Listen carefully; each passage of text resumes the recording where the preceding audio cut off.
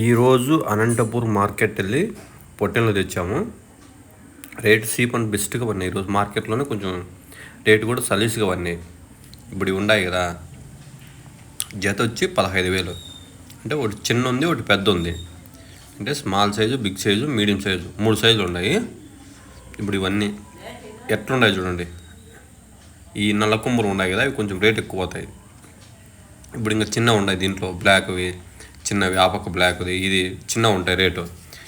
Rate అయితే రీజనబుల్గా ఉన్నాయి. 15,000. ఈరోజు అనంతపూర్ మార్కెట్లో చాలా చీప్ అండ్ బెస్ట్ పడినది. ఇట్లా షెడ్ వేసి పొట్టెలు చిన్న ఫామ్ పెట్టాం. ఫామ్ పెట్టి మేపడము, మళ్ళీ రీసేల్ చేసుకోవడం. రీసేల్ అంటే మనం ఎవరికైనా కావాలంటే రీసేల్ ఇస్తాం. మేము మేపేది 2 నెలలు మేపుతాం. మధ్యలో అయితే ఇవ్వం. ఎందుకంటే మధ్యలో ఎవరైనా వచ్చినా 2 నెలలు మేపితే మనకు జత మీద 5,000 దొరుకుతుంది. ఎందుకంటే మనం 15,000 తెచ్చుకున్నాం కదా, 20,000 అమ్మేంత వరకు మేపుతూనే ఉంటాం. నెల కావచ్చు, 2 నెలలు కావచ్చు, 3 నెలలు కావచ్చు.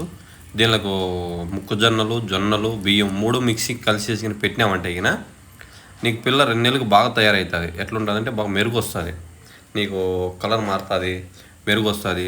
ఎవరైనా పెట్టే వాళ్ళు కూడా రేటు పెడతారు మనకు. అప్పుడు మనకు డబ్బులు వచ్చేస్తుంది ఆటోమేటిక్గా. మనం మెయిన్ ఏం చేయాలంటే షెడ్ వేసుకోవాలి. ఇప్పుడు వర్షాకాలం కదా, వర్షాకాలం నీకు పొట్లి తడిసిందంటే రోగాలు ఎక్కువ వస్తాయి, వ్యాధులు. మనిషికైన రోగం మనిషి మాదిరి అది కూడా. నీకు వ్యాధులు వచ్చినాయంటే పొట్లి తట్టుకోదు. అప్పుడు పైన షెడ్ వేసుకోవాలి.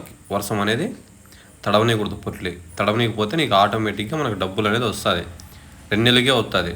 పొట్లి మీద 5,000 దగ్గర 40 పిల్లలు తెచ్చిన. 40 పిల్లలు అయితే బాగా యాక్టివేషన్గా ఉంటాయి. ఎందుకంటే చిన్నపిల్లలు పట్టుకోలేదంటే ఇంకా తక్కువలో కూడా ఉంటాయి 6,000. అవి పట్టుకుంటే ఏం చేస్తాయంటే పాలు తాగుతుంటాయి. గడ్డి మేపు, అవి మేపుకోవాలంటే నాణ్యలు మేపాల. నాణ్యలు మేపే బదులు మనకు డబ్బులు తక్కువ అవుతుంది. ఇవి 2 నెలలు మేపుకున్నామంటే చేయి తిరుగుతుంది మనకు.